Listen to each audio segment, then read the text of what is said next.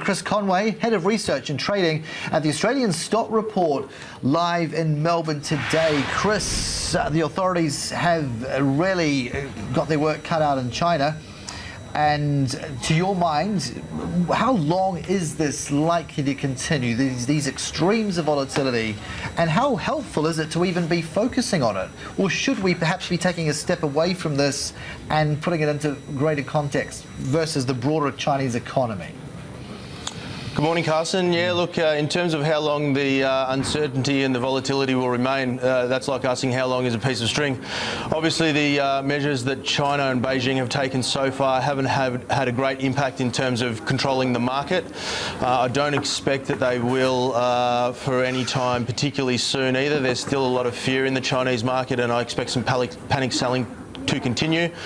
In the context of the broader Chinese economy, I think it's a really good question. I'm glad you asked it. I saw some headlines yesterday that, China was experiencing its 1929 event. I think that's a little bit extremist and a little bit alarmist. There was some significantly different conditions leading up to the 1929 crash and, of course, the Great Depression that ensued. And I don't think they're quite as significant in China. There's still a burgeoning middle class. Their consumption is still strong. They still have an enviable growth rate.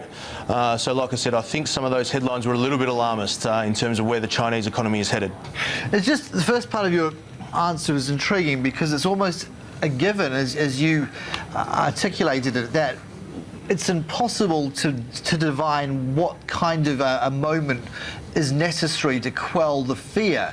But up until this point, China's authorities had a remarkable ability to speak and everyone seemed to act on message. This is significant for that very reason, is it not? We have almost crossed that Rubicon in terms of market mentality, Chinese mentality. Yeah, look, it is absolutely a massive departure. You're 100% right. Usually the Chinese government would speak and the people would listen.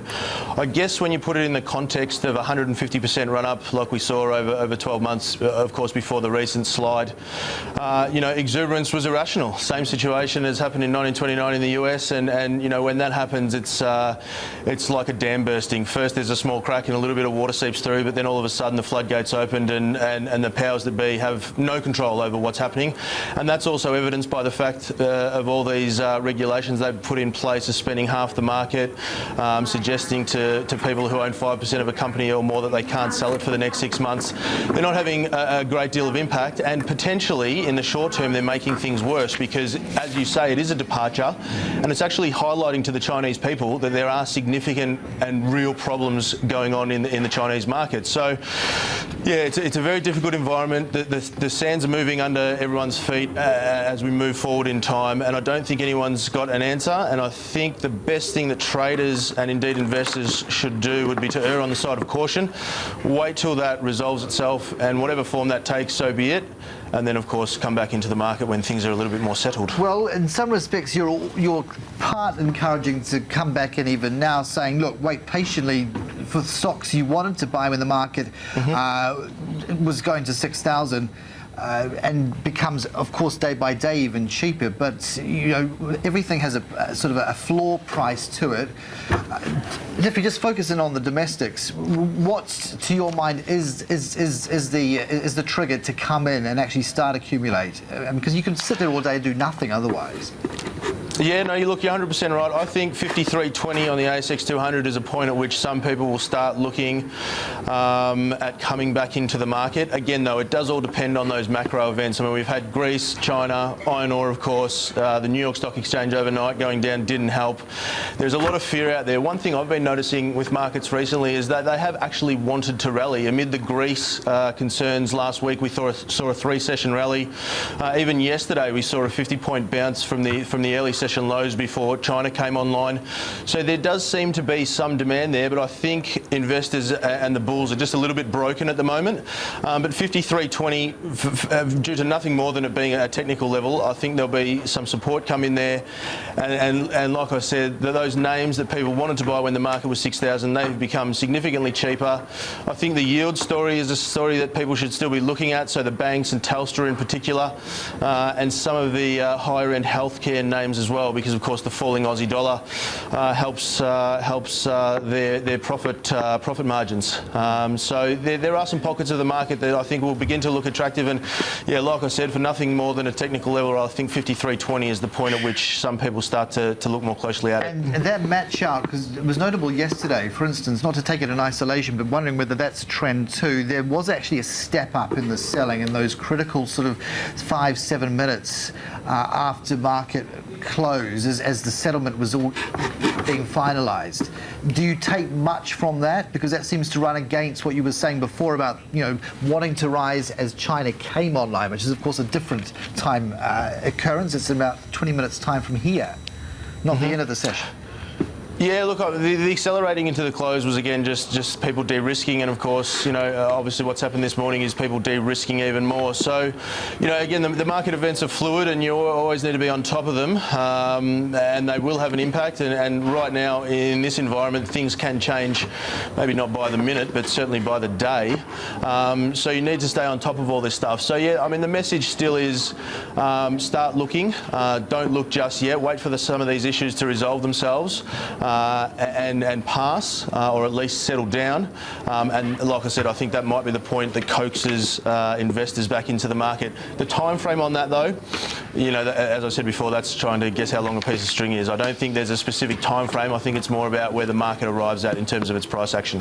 Well, you've got a price target on Fortescue from a shorting perspective of 140, which is just so sobering. But it's worth flagging. Again, how soon might that take to get there? Because it's been a really swift unwind of the actual rebar. Yeah, absolutely. Look, you called me Dr. Doom on the show last week, Carson, when I gave you that 140 target. I still think it's realistic. I must admit the sell-off in iron ore, it caught me by surprise. I was coming at it from a supply-demand type angle. Obviously, the troubles in China have seen that accelerate significantly. I think it's down 20% in 3 or 4 sessions, and around 30% from the highs. But I think the iron ore price still continues to go lower. And that fear and that panic, again, something that I was talking about last week, it might not be that Fortescue is valued at $1.40. I just think that the fear and the panic is taking over now. You know, the day that I put that 140 target on it was at $1.91. We're already more than halfway there. And I think there's a little bit more fear and panic in the iron ore market, and of course lower prices to come, and that undoubtedly will drag Fortescue lower. It's the one outside the big two, of course.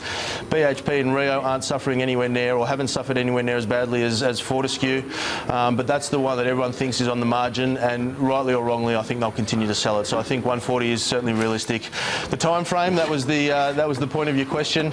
If we keep going the way we're going, perhaps within the next week. But realistically, iron ore prices probably won't continue to fall quite so fast. So it's probably more 2 to 3 months that we see 140. And are you minded to just sit pat on BHP and Rio, believing that they are in the driver's seat? Yeah, in terms of buying or selling, you mean? Yeah, because I mean, even at these levels, do you kind of have an automatic buy signal that you pay attention to, i.e. if the price, say, goes sub $25 on BHP? Yeah, I must admit, I did take a very good look at the BHP chart this morning and saw how close it was to its recent lows. I think it can potentially go a bit lower than that, but not by much. Again, there will be some more fear and more selling coming out of the current environment. But yeah, around anywhere between $22 and $24, I think fundamentally it represents pretty good buying. Again, you'd have to take into consideration the circumstances of the day. But I think at that point it starts to look pretty compelling for BHP in particular. Suffice to say, there is a call out there today. It's in Chanticleer on just fortune favouring the brave if you were to dabble in Shanghai, and the belief is now that this collapse is everything you would wish for when it comes to kind of proverbial blood on the streets. Do a Buffett and go in now. Would you be putting any exposure the way of China in any shape or form? I think the risk now, in terms of probabilities alone, the risk is to the upside. I think most of the worst part of it is done. I'm always one to err on the side of caution, though. You know, I think there's a little bit more in it. The most part of it's done. But even if you wait for the bounce to come and you miss 10% on the way back up and you catch the remaining 20, 30, 40, 50%, whatever it might be, I think erring on the side of caution and waiting for some signals, waiting for the market to tell us that it's ready to turn around is definitely the best course course of action. Fortune will favour the brave, but there's smart brave and there's silly brave, I guess you'd say. Chris, nice to talk, as always. Have a good week. Thank you, Carson. Thank you so much. Chris Conway there from the Australian Stock Report in Melbourne.